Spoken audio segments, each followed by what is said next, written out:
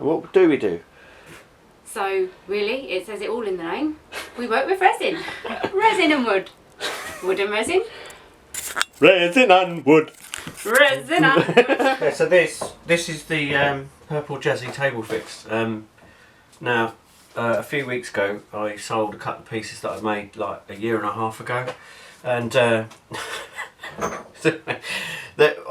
went down to the lockup, right, and I thought, well, I was all excited about it, so I thought I'll get this piece out, and the damn thing was bent, right, because it's been in the lockup for like a year and a half, and like the lockup wasn't that, I won't say where it was, but it wasn't that conducive to a good environment for keeping resin tables. So I got it out and it was all bent. So I've got it here, well, what's left of it anyway. And you can't, I don't know if you can pick that up on the camera there. It's probably quite difficult to do that, but it had a big bend in it, and you obviously can't send that out to a customer. So like I said to the customer, you know, I'm going to have to re-pour this because it wasn't very good, really. So what did we do to fix it? Well, fortunately I had two of these tables, pretty much exactly the same. So I ended up cutting the resin out of both of them, and we end up with four pieces just like this.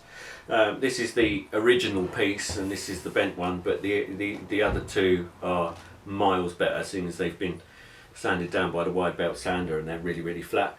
Well, we can't just chuck this into a mould and re-pour, so what we need to do is scuff up the edges. This has still got little bits of resin in from the last time, and we need to scuff up the edges really good. Now fortunately this is a solid colour, so you're not going to see these edges, which is good for me because it really helps the fix.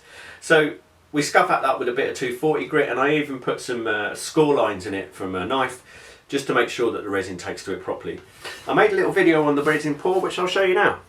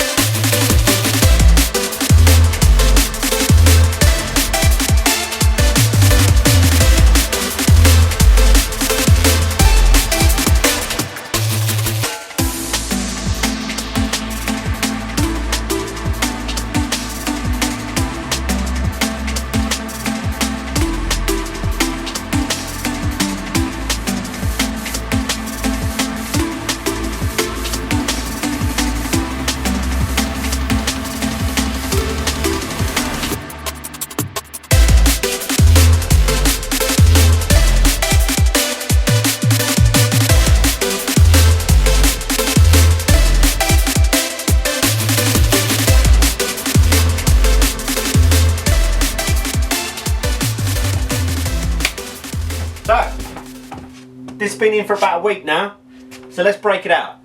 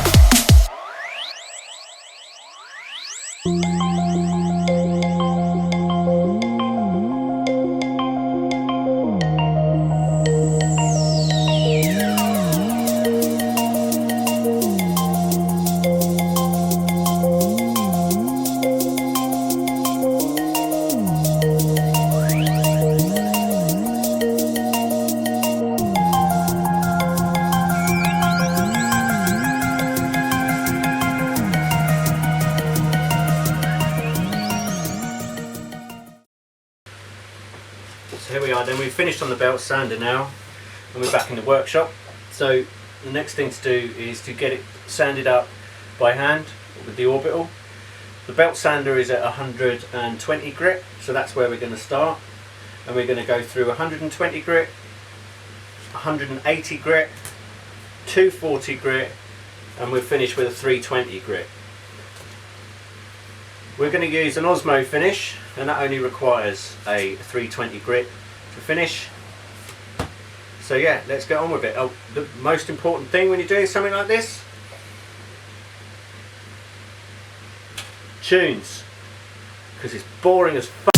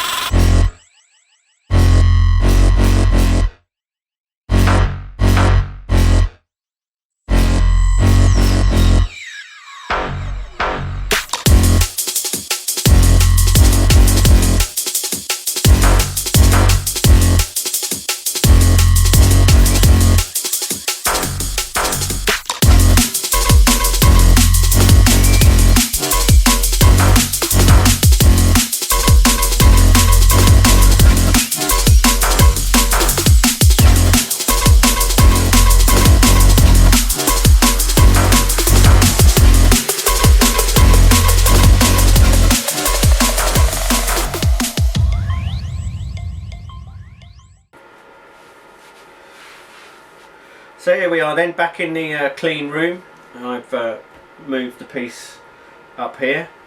We're going to be using an Osmo top oil on this, and we apply that with a white non-abrasive pad on an orbital, but quite slowly to begin with, and then we can speed up and you'll really see it come to life as it goes on.